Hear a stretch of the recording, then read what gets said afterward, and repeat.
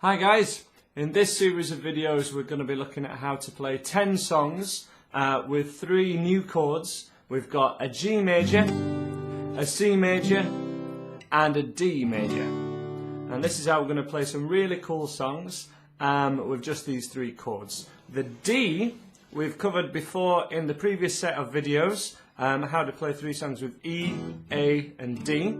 So if you want to know how to play that D chord, check out the previous set of videos and we'll get you playing onto the record with those.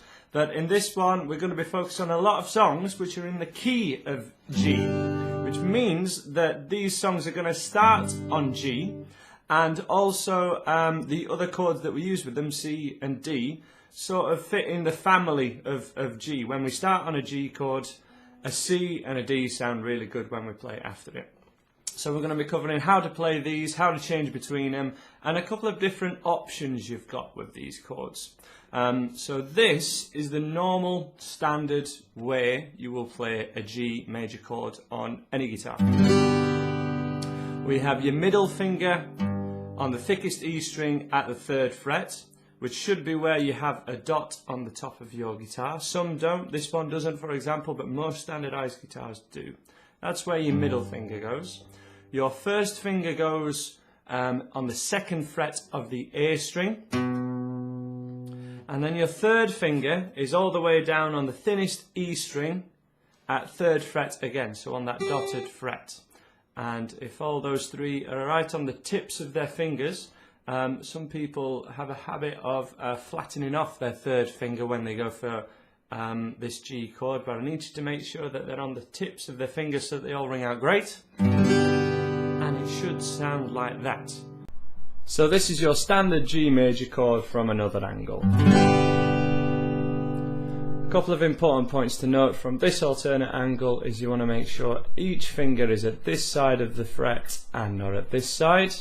So your first finger at 2nd fret wants to be right over here. Your middle finger at 3rd fret on the thickest E string wants to be right over this side of the fret and not over here. That way it might not ring out at this side and we don't have to press down as hard when we're at this side of the fret to get it to ring out. And they're nicely on their tips, so again we have this claw hand kind of idea happening. My fingers are kind of shaped like this as I'm pressing the finger down. And exactly the same for the 3rd finger, it's on its tip, and my little finger, rather than kind of being down here or kind of distracting or sometimes helping push down this one, it's just right at the side, right next to that 3rd finger, kind of gaining some strength from it. And that's your G major chord. So again, 1, 2, 3, little finger next to it, and that's your standard G major chord. So as I say, that's the standard way to play a G. There's another option that we can do with this G chord that will make a lot of your changes and a lot of these songs, one, a lot easier, but also actually sound more like the record as well. And that's by playing it with your little finger on as well, with your 4th finger.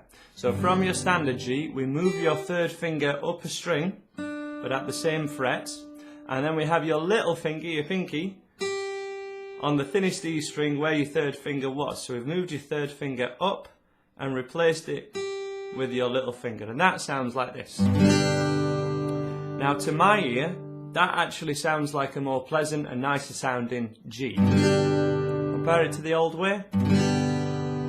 I prefer the sound of this one. It's a tiny bit more work because you are using your little finger for the first time. However, this is going to make changing to the D major chord that we've already covered, as I say in a previous video. So if you're not, I'm not going to go into this D too much. But we make this little triangle shape with your first finger at 2nd fret on the 3rd string, so that's the G, and middle finger on the 2nd fret on the top E string, and then your 3rd finger creates a little triangle shape. And that's your D major chord. As I say, this gets used a lot with a G. And if we use this Noel Gallagher method, which is what I nickname it with your 2 little fingers here, this way of playing G, I'm going to nickname the Noel Gallagher of Oasis fame, G. We keep the 3rd finger down and we have an anchor finger, which was really important in the first batch of videos that I made. It really helps a change if you can keep one finger down all the time. In this case it's your third finger, which isn't the strongest of fingers when you're first starting off. Kind of your first finger's the stronger one, but it should help. Keep that third finger down and you can change to a D chord, in my opinion much easier, and in my experience much easier for a lot of absolute beginners than going for the standard G and then having to lift all fingers off and trying to find your D chord from there. This gives you a point of contact and it makes that change a lot easier. So your alternative G major chord, this is your standard one. Third finger moves up one string, and your little finger, which was right next to it a second ago, goes on the thinnest E string. So your little finger's on the thinnest string, and your third finger is on the next string up, which is your second string. First and second finger are exactly the same. They're where they were before, and everything on its tips. If these two fingers, the temptation is going to be to hit them flat like this. If they're going flat like this, it's unlikely that these top two strings are going to really ring out at all. We need them on the tips of their fingers, everything in this claw hand shape, kind of 90 degrees to the fretboard, and with your little finger and third finger as close together as they reasonably can be. And that's your Noel Gallagher style G major chord. Your third chord that you're going to need for this series of songs is a C chord, which the standard way of playing it is like this. Here we have your first finger on the second string, so that's the B string at first fret. That note sounds like that. We have your middle finger on the D string at second fret, and then your third finger, third fret, so the dotted fret one more time, on the A string. And this one it's good especially at this stage, if this is the first chord you've ever learnt, don't worry about this too much, but if you've played a few songs now with a few chords, strum that C chord from the fifth string. Don't play the thickest E string, it can sound a little C chord sounding like that, that's fine. If you notice on the diagram, there's a little cross on that string. Remember, these diagrams are kind of written upside down, but so the cross will be on the bottom here, but this is actually your bottom string because it's the lowest one. And we don't want to play this string on the C chord, otherwise it sounds like this, rather than sounding like this. Or on the D chord, where we want to strum from the D string rather than hitting the thickest string. That will make it sound a lot better, especially if you're on the tips of your fingers as well. If your fingers are quite flat like this, it might sound a little like that. Okay, so right on the tips of your fingers, kind of like a claw hand, the way I like to describe it for want of a better term. That's your D chord, and then we had the C chord like this. For your C major chord, really making sure that each finger is right on the tip. Your first finger most definitely, otherwise this thinnest E string here will not ring out if it's kind of on the side or anything like this. So we need it right on the tip, again not at this bad side where that one won't ring out either. It needs to be at this side of the frets, and then that first finger will sound fine. Middle finger and third finger as well, both at this side of the frets. And that's how we get your C chord to sound great. It can be tricky. It's the first chord we've gone for with covering 3 frets.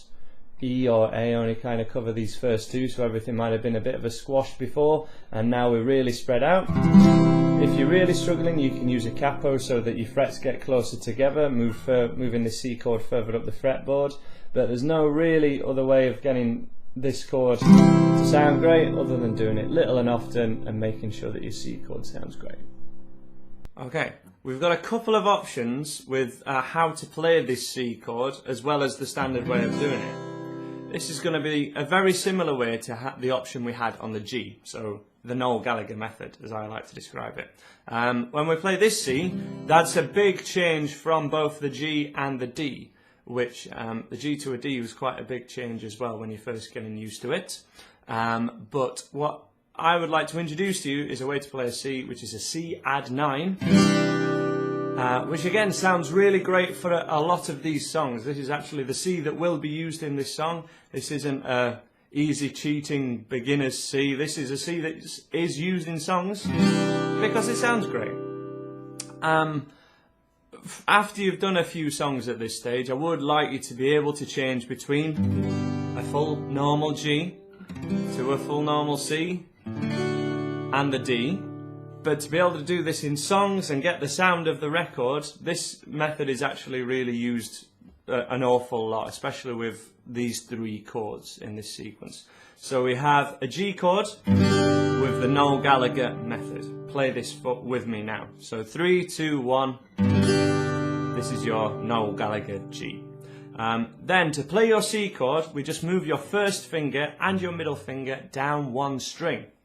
And don't play the thickest E string. And it sounds like this. This is your Noel Gallagher C chord. And it's not just used for Oasis songs, it's going to be used in lots of songs. For example, we're going to be able to play Free Falling with this chord change. And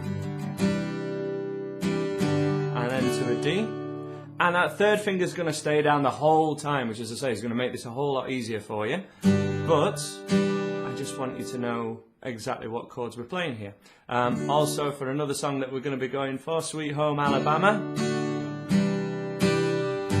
This is the proper way to do those chords, even to do the riff. That's how the chords are made. It's not actually a full C. So really, really useful stuff. And so yes, just as a little bit more explanation as to why this is a C chord, because your fingers seem in totally different places, right, to where they were before. These 2 notes are actually the same, where your first and second finger are on a Noel Gallagher C chord, as to where they are on a normal C chord, but with your second and third fingers on them. They're the same 2 notes regardless. But this just keeps it in a really similar state to the G and the C. And then when we move to a D, we have a third finger anchor. So as I say, I'd really like you to use this method for the most of these songs, unless I tell you otherwise, because it really gets the sound of the record. But after these videos, after you sort of progress on, please be able to change between a normal G and a normal C and a normal D, because that's also fundamental to doing songs that don't begin on a G, that aren't in the key of G. And that's going to be everything that you'll need for this set of videos. We'll cover strumming patterns and everything like that. But fire away and choose the song that you want, and I'll see you there.